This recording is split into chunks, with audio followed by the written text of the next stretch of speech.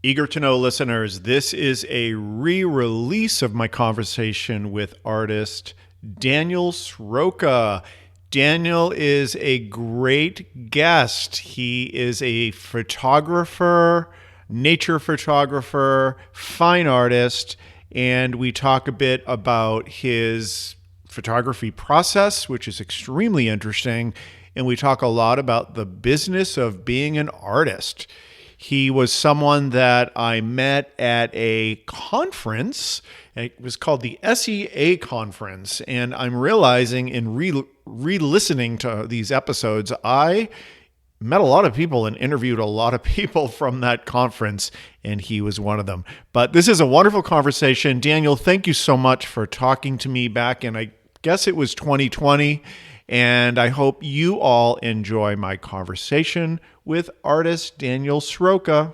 I am an abstract nature photographer, and I specialize in working with everyday parts of nature that you encounter. Leaves, sticks, ice, shells, just small pieces of nature, and I create abstract work from those. Where do you do most of your photography? Do you go on trips to take photographs? Is it just wherever? It's mainly within my backyard or my town, or just usually the subject I find are when I'm walking the dog, or well, the kids are older now, but when they were younger, waiting for the bus. Always found stuff while we were waiting for the bus. I do a lot of work with melting ice. All of that is the ice that forms on my deck, on the railing on my deck after an ice storm. You know, little icicles form. Isn't that interesting that you are able to find the beauty in right where you are? I think that's just such a metaphor, somewhat, Yes. for life, for people always looking for like happiness outside themselves and for like grander things to feel a sense of completeness, happiness. Right. Whereas, Right. you know, a lot of it is kind of just like a little bit paying attention to what's in front of you and being grateful. And I Right. kind of see that when you say that you are creating like this beautiful artwork from icicles on your back porch, like that's what I think of. That's a fun one too. You're right, and the ice is fun because it's a hassle. It's nature interfering in your life, and usually in a negative way. You had an ice storm. You know, you're kind of trapped for the day, as you know, until the salt trucks come and help melt it away. But it's something where you can step outside, and it's funny because it's also like a little nerve-wracking because, you know, it's very slippery, and I usually don't work outside. It's a little dangerous sometimes. You know, I feel like I'm gonna slip, you know, drop my camera, break the lens and all that. You know, I'm like at these weird angles, but the work that comes out of it is worth it. And most of the other work I do, like I say, I don't work outside, which is ironic. I work with nature, but I bring it all inside. And that's, you know, it's sort of I used to do this, you know, live outside and work with it. And it's challenging. I'm working at a scale where a tiniest puff of wind and everything's moving and I can't Right. see it. And so I have, it's a strange relationship where I'm dealing with sort of the chaotic nature of nature, but that's an interesting way to say that. And I'm trying to put some control onto it with my lighting, I have a lot of these little clamps and clips so I can pin things down and hold them very carefully. Right. So it's nature in an artificial setting. Yes, I'm well, and it sort of comes back to the nature of perception and sight. So when we look at things, what our eyes are really doing is getting very small snapshots that they're putting together, almost like film. You know, you're not seeing really continuous. You're focusing on this point, then you're focusing on something closer. Your eyes are darting all over. Do you mean just as we go through the world? Just as we go through the world, our regular vision. And when you look at something, like you pick up a leaf and you look at it, you're like doing these little snapshots of what you're seeing and you're assembling them together to form the image of the whole in your mind. And so if I was just working with the leaf and trying to capture a picture alone, it wouldn't actually look right. I think it wouldn't really represent what your mind is seeing. So by actually holding it down and really taking that moment to kind of focus on something, it's sort of it's an artificial way of pausing perception for a second and saying, here's this one element that normally you get a glimpse of, and I'm trying to take more time to really see deeply. It's hard talking about the process that you just do intuitively. It's hard to put into words just what your reaction. I see something and then it becomes a muscle memory almost of how I move the camera or the lights and how I just work with that leaf in my camera. I have to stop myself and be a little conscious of like, wait, what am I doing here? Because I'll just get into sort of this automatic dance with it where I'm rotating this, I'm adjusting the position of the light, trying to get a shadow a certain way, and you get into this motion, and it's very instinctive. Out comes something, and then you stop and go, "Whoa, that was good. I like that. How did I do that? How did I get there?" It's like it's like walking through the woods and you just not paying attention. And you find yourself somewhere and you go, "Wait, how do I get here? Yeah, how did I get here? And how do I get back if I want to?" So that's a lot of the challenge. Is like some of my best pieces. I'll pick up a leaf, see it, know what I want to do with it in just an instant, and then do it, and then later go, I want to adjust that. I want to do that a little bit differently, and then I have to find my way, through that path back to that spot. We're here at the SEA conference, which is, what does SEA stand for? Self-employment in the arts. Okay, so you are talking to people that are looking to be self-employed in the arts, and you spoke to them yesterday. Is that accurate? Yes. What's the general message? Are you doing one-on-ones, or are you doing did you do like a presentation type thing? No, I didn't do a presentation yet. Not ready for that. I've been on panels and one-on-one conferences and roundtable where 5 or 6 people sat with me and we talked about issues. What is your general what are you bringing to this? Sure. At a high level? The basics is, whenever I meet somebody who's an artist who wants to make a living, the first thing you have to understand is art. It might be a calling. It might be, a lot of people, when they get into art, they get into it because they love this idea of it's something different from the rest of the world. You've been called to do it. It's a talent. They enjoy that sort of specialness of it. Sure. But if you want to make a living from it, you have to kind of bring in not the dirty nature, but you have to bring in the business side of it. Of course. And I find that I've talked to a lot of artists, and some people get that immediately, go, okay, I understand. It's a business. And some people have a hard time accepting the idea of that their art has to be thought of as a business. And so a lot of what I try to talk about is just embracing this idea that, yes, you're an artist, but learn the language of business. If you want to make a living being a creative person, so if you want to do this for your livelihood, you need to make money. To make money, you have to have a business. And a business is just a series of tools, language. It's a metaphor almost that you can embrace to help take your art and use it to create this livelihood. Okay. So it's not something to be afraid of. You're not selling out, any of those things that people kind of come up with. Sure. The musician who does a jingle for some business and he sold out. It's like, no, he was smart. He made some money. He has talent. He used it, and now he can continue to make his music. It's embracing it. And at this conference, it's great. Everyone here, they signed up. They know they're here about being self-employed. Yeah. And so everyone's very much into that. And it's just kind of explaining what that means, because sometimes it's a little tricky. So, your art is, if you think about it, it's a product. And your collectors, as you say in the art world, they're customers. A gallery, it's a store, and if you start, and the interesting thing about it is using the language of business, it starts to puncture a lot of the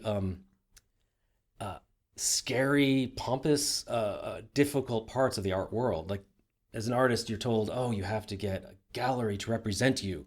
You need collectors, you need all this stuff, and it's a very intimidating thing. And it's a store and it's customers. And once you start thinking of it that way, it's like, okay, well, how do you reach a customer? Well, yesterday we were talking about how do you market your work? How do you brand yourself? And you could see an artist kind of cringing, I'm not a product, I don't brand myself. But all branding is how do you talk about your work, and how do you talk about your customer? How do you introduce your work to them in a way that's relevant to them so that they understand it? Do you think that this whole idea of thinking of what you do as a business, like that seems intuitive to me, but I do find that some people in this new creative art world that I've recently kind of got into, I do feel that there are some people that aren't. I don't like marketing myself.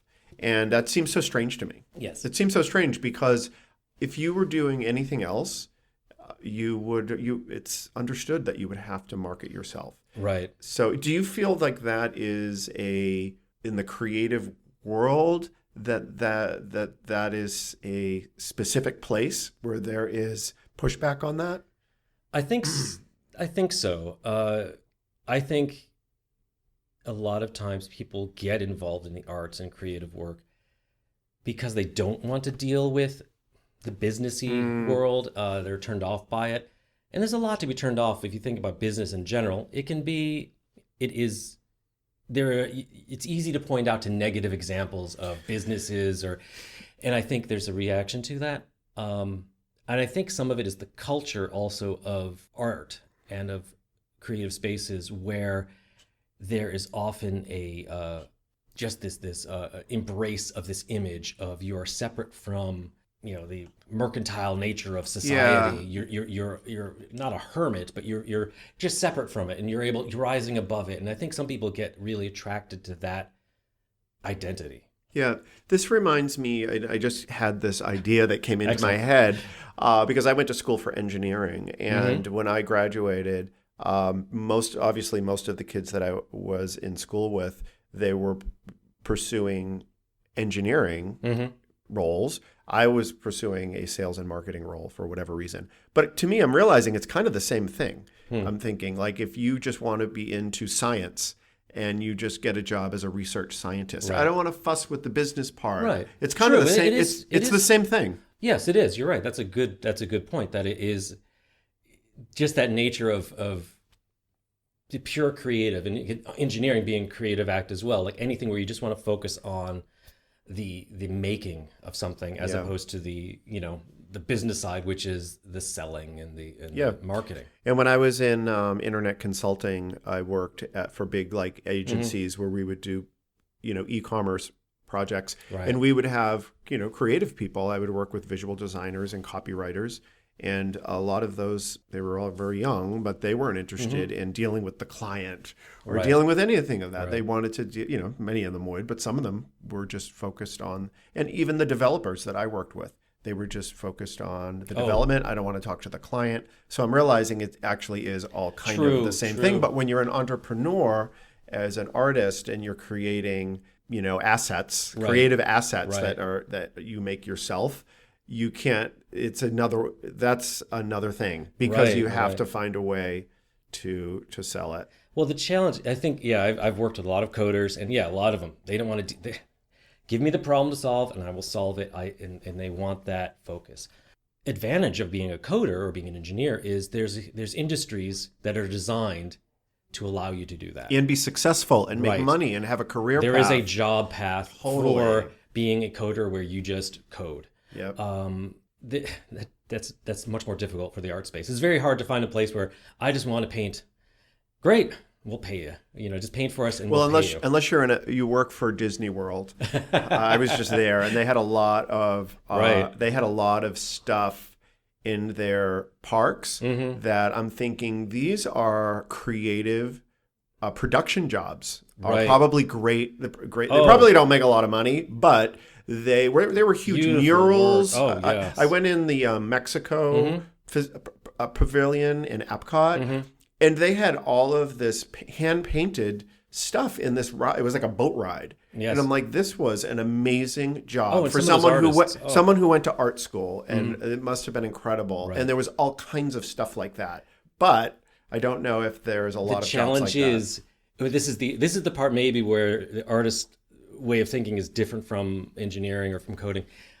In engineering or coding, or I did graphic design as my first career. You can't really do graphic design just on your own. You could, but you really need a project. You really need someone to hire you and of course. and give you a problem to solve. It's a problem solve. Yeah. You're solving a business problem. Art, though, is an individual exercise. The ideal form of art is you go off and you write your novel, you paint your painting, you do your work in isolation, and it's purely a work of creativity from your mind. And that's sort of the allure of it, where you can do that.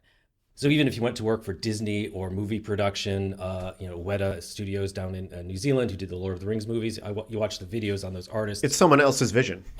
You're working towards someone else's vision. Yeah. They are amazingly talented, but you have to sort of say, I'm going to work for someone else. And a lot of artists don't want that. The interesting thing about that is exactly the mindset of an entrepreneur. I want to create something myself and work and do it. I want to make the rules about how I make it, how I sell it, everything. So there's a lot of parallel between many artists and an entrepreneurial mindset. Yeah. That once the artist sees that, it gives them a path to be creative, be that isolated individual creative force, and then actually find a way to make money from it. What you have to get over is the purity of your work. I'm sorry, You're using air quotes. I'm using air quotes there. You have to get over the idea that your work is somehow separate and special and should not be sullied by commerce. And this is where there's an industry out there that kind of feeds on that. And that's the usual art world where, oh, no, you must be chosen by a gallery. You must be represented by the gallery, which is a horrible word. Collectors must recognize your genius, and then you're successful. They're buying, they're selling. And once you actually learn about the art world and how the prices are artificially inflated by collectors, they're very much a business about money. Mm-hmm. Yet they isolate the artist from that and kind of make it feel like you've been invited in and it's a special thing. But once you realize your art is going to be sold at some point in some way, it's going to be traded for money, or it's going to be bartered for food, whatever you're going to do. You can either let someone else control that, or you can take control and then find a way to do it. And what I love about that is I find just as much creative challenge in running my business as I do in making the art. How can I find a way to sell this? How can I find a way to market this? How can I make a business that's interesting and just as exciting for me to do as my art is? And that's when you do that. I mean, it's great. I spent this past month I spent a lot of time working on my contact database. All my list of all the people I market to and reach out to, and just coding the back end of my database to make some tools for myself to see who I need to reach out to, who hasn't responded in a while, what materials I've sent to who. And having fun. You're having fun with it. I'm loving it. I learned, I learned some new techniques and some new tools. I just read a book about writing business plans for retail stores. I was visiting a store and I loved how it ran, and I was like, gosh, that must be an interesting business. And I found a book, and it was just fascinating to learn about the challenges of how do you create a store that attracts people, that sells the product, that it's a puzzle, and it's just fun. There's aspects of business which are very involving and very very exciting to pursue. And so as a creative person, if you can sort of embrace that side, it's very powerful. And that's, you see some artists who can do it, and it's like they just do some amazing things. Yeah, what I'm hearing is a sense of curiosity, really about the world, is what you're saying, not just about the leaf that you're taking a photograph of, but a curiosity about how everything works. Right. And I agree with that. That's why I did this podcast. It's called Eager to Know. I'm a curious guy. Right. The way I came up with the name of the podcast was, I'm like, well, what's this all about? I'm like, well, I'm curious. So I Googled curious, and the definition was eager to know. And that's the name.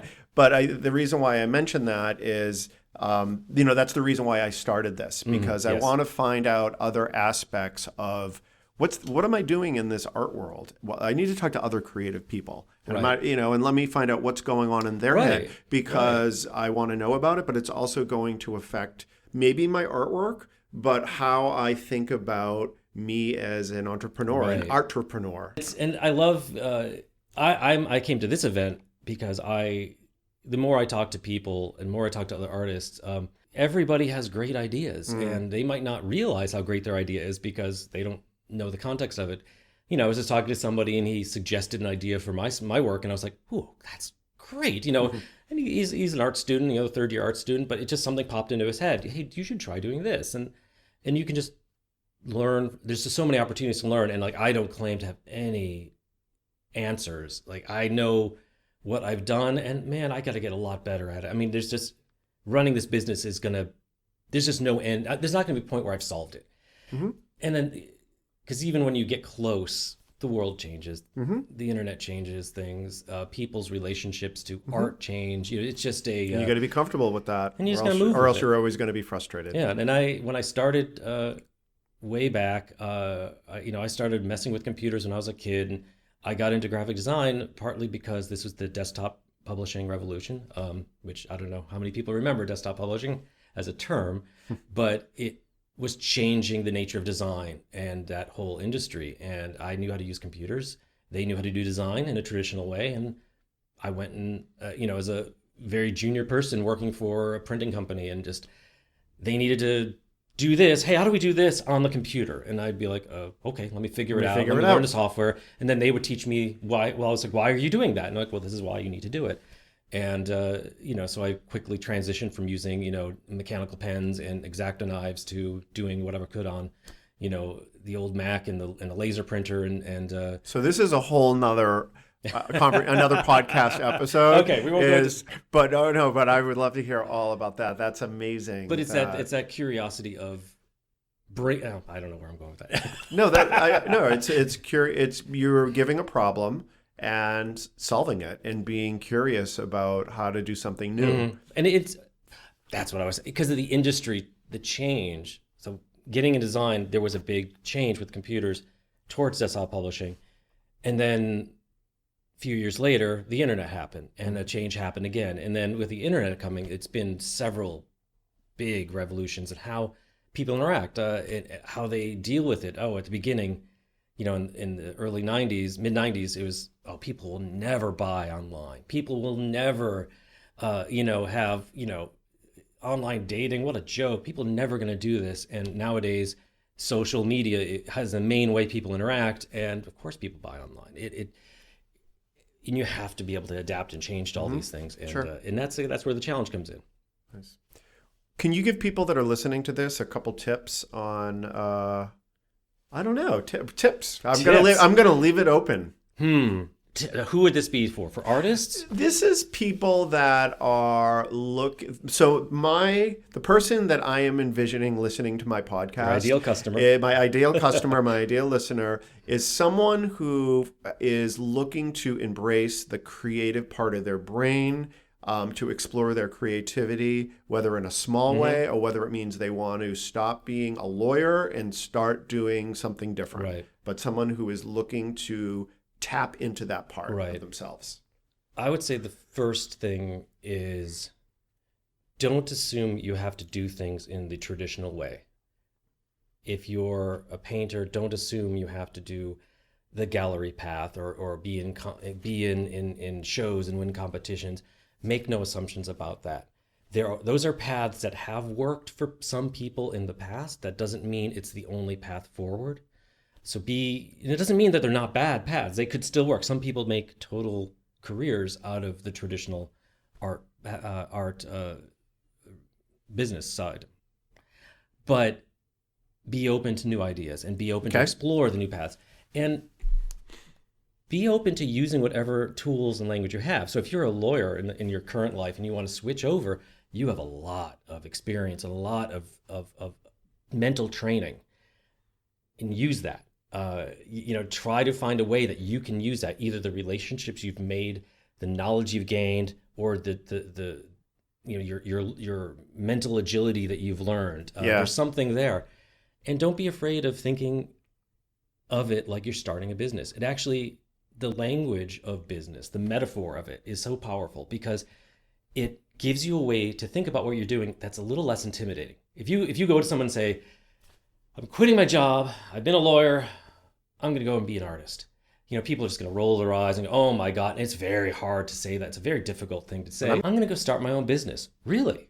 Interesting. People are suddenly much more supportive. What are you doing? Well, I love photography. A friend of mine, he was a pharmacist for many years, and he discovered a love of photography and wanted to do portrait photography. And so he made that transition over, and he found a way to create a business to support that new endeavor. So it's, don't, use that as a tool to help you kind of frame your work.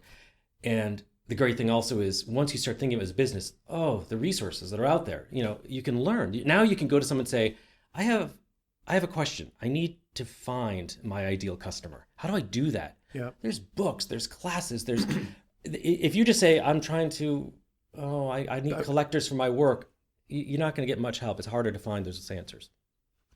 So I embrace the business side. It's powerful. And once you accept that, you're, the creative artistic side plus a business savvy, oh man, you're unstoppable. I think it's just you really are, using all the tools that I think people are afraid of that because they want to keep artists sort of, no, you stay over there, you just create, you do your pretty stuff, leave the business over here to us, because it's a way of gaining control and sort of keeping things the way they've been. And so if you're that artist and you say, no, I'm going to start coming over into the business side, I'm going to start exploring that, I'm going to know contracts. So when someone's talking to me about they have a budget for a job or they're offering me money, I'm going to go, excuse me, I'm looking at your contract. You're saying you're taking my copyright. That is not allowed. I do not. Here's my contract. And it stops them. And the great thing is, it's almost everyone I've worked with, once they understand you're an artist who can talk business, oh, they love it. Like I get most of my clients, most of my most loyal customers they just tell me, it's like, oh, we started working with you because you returned our phone calls. You sent our emails. You gave us prices when we asked. You gave us invoices when we needed them. You delivered the art on time. Just basic stuff. Yeah. And they say, you don't understand how rare that is. So even just showing up and being a professional, it gives you a leg up over so many people. And then you can get better and better and better and improve where you do. Okay, makes sense. Well, thank you very much. Where can people learn more about or see your work or learn more about you? On my website. Okay. DanielSroka.com. How do you spell that? DanielSroka.com.